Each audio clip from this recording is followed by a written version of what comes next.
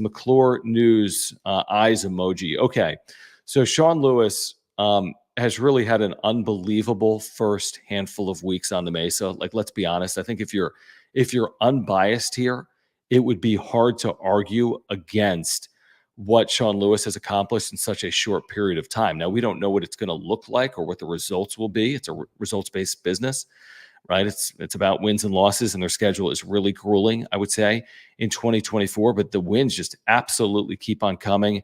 Jeremiah McClure, who redshirted last year at UCLA as a true freshman and played at Modern Day Catholic here in Chula, has committed verbally to San Diego State. He was the second verbal commit of the weekend.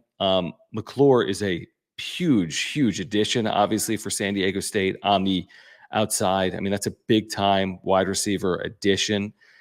In addition to McClure, I'm trying to find it right now, San Diego State had an additional, it was a DB, right? It was an All-American out of Northern Iowa also. That verbally committed to San Diego State. I think I liked it earlier. I'm just trying to find it. You guys have it. But yeah, Jeremiah McClure was the one that we got tonight. And then earlier it was Staley, the corner or the DB. Is it Delasian? Staley, I don't know if I'm saying that right. Was an All-American at Northern Iowa in FCS football and verbally committed as well. And we'll see if they land anyone else here, whether we find out potentially on Monday or later tonight. But I know they had a number of people on campus. I think it was East Village Times reporting, Andre, who does a great job covering San Diego State football and basketball. Let me find it. He reported that there was a pretty big-time defensive player on campus that is in the portal from SC. I need to find it. But you guys, maybe someone put in the chat if you know the name. There was a big-time player in the portal from SC. It's got a couple of years of eligibility that was on campus this weekend as well. So, I mean, what can you really say other than obviously the roster is going to have a ton of turnover, but he's brought in quarterbacks. He's brought in skill. I think his running back room is already really good. People are concerned about the offensive and defensive lines. That's understandable. Foreman, thank you, Tom. Tom, loyal Aztec fan, just texted me. Yeah, is it Corey Foreman, Tom? I think I have that right. He was like a former 5-star recruit. He was like a top defensive player in the country when he signed with SC in 2021, like legitimately the top defensive player in the country, D lineman, who's got 2 years of eligibility. Now, I don't know if San Diego State gets him, but he was on campus this past weekend. Like, that's incredible. Like, that's really incredible. It is Corey Foreman. Thank you, Tom. Appreciate that. So we'll see. But again, encouraging, exciting. They've added a plethora of DBs through the portal and with this recruiting class. And now again, via the portal this weekend with the transfer out of UNI, Northern Iowa. They've added skill on the outside. They've added multiple quarterbacks. He was the third-ranked player in the entire class of 2021, Corey Foreman. Like, think about that. That's unbelievable. He was the third-ranked player in the nation, right? Not the third-ranked at his position or in his state. No, he's the third-ranked player in the nation in 2021. He's on campus or was on campus this weekend.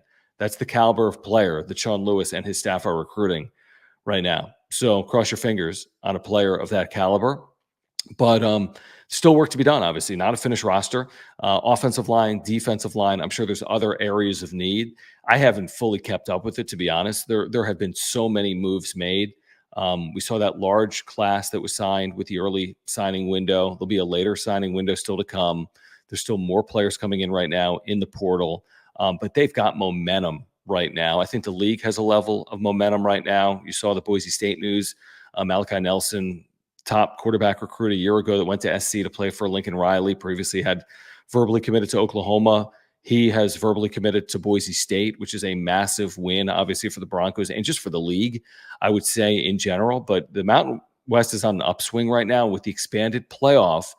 There are reasons to think that the Mountain West is well positioned. We've talked about it a lot. I think they're in a better spot than the American. I really do. I think long-term, over a 10-year window, I don't even think it's close.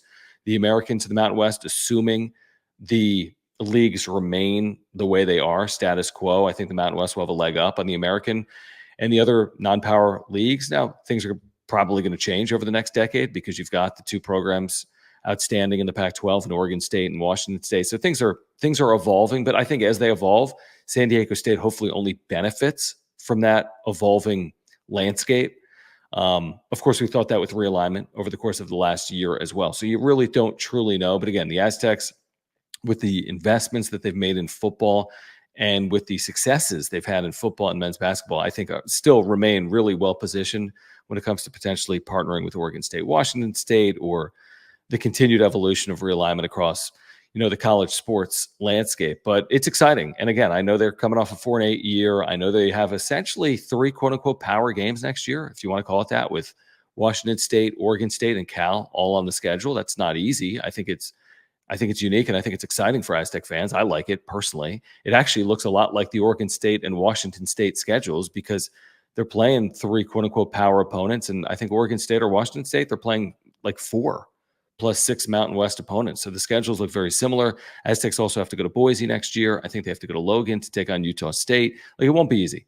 And I think if you can go from 4-8, truthfully, to, I say this right now, maybe Aztec fans agree, maybe some people disagree. I think if you go from 4 wins to 6 wins and get bowl eligible next year with that schedule, I think that's a huge, huge win for the program. Now, potentially they can do better than that. Potentially they win 4 or 5 games again, but actually make big strides forward in doing that, but they just don't get the wins because of the schedule that they're playing. But I think if they can get to 6 wins next year, what do you guys think? I think if you get to 6 wins next year, considering Cal, Oregon State, Washington State, at Boise State, like all 4 of those are hard. And I'm sure there's another game I'm missing on there. They got a road game against a group of 5 opponent, Western Michigan, as well.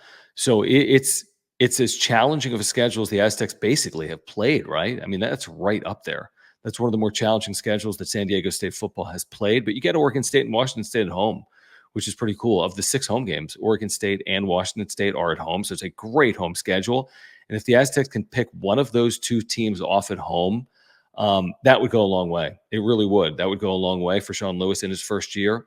And we'll see if you can get another one of those bigger games, the Cal game, Boise State. Like if you can find a way to get 1 or 2 of those games, all of a sudden you've made significant progress in year 1. But yeah, Jeremiah McClure is a huge land for Sean Lewis. And you're going to see, I mean, they're going to land skilled players because people are aware of what Sean Lewis has done recently. Colorado, calling plays, Kent State, when he had some of the most efficient offenses in the country, Syracuse under Dino Babers, Eastern Illinois, right? I mean, there's a pedigree here. There's a lot of offensive success. This is no lightning in a bottle or fluke.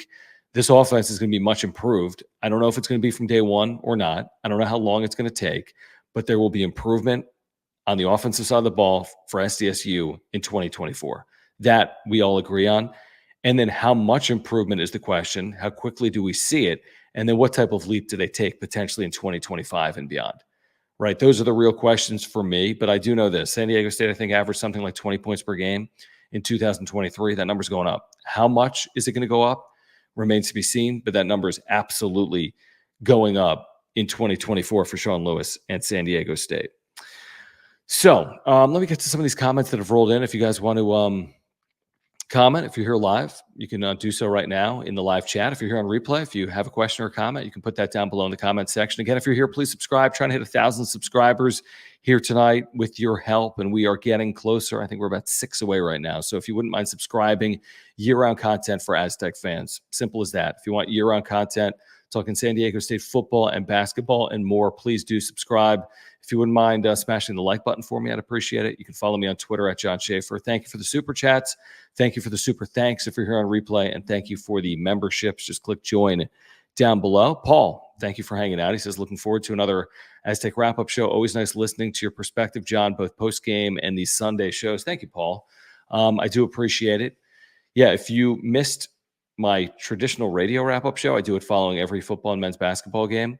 You can find that as well on the iHeartRadio app. Just search for the Aztecs wrap-up show. Talked to Brian Dutcher yesterday. Talked to Darion Trammell yesterday as well. Trammell saying he was excited to head back home, so to speak. Kid out of Northern California, heading back to play San Jose State on Tuesday night. But if you ever want more Aztec content, like between shows, right? I'm always looking for content around the Aztecs, around the Padres, always looking to consume it.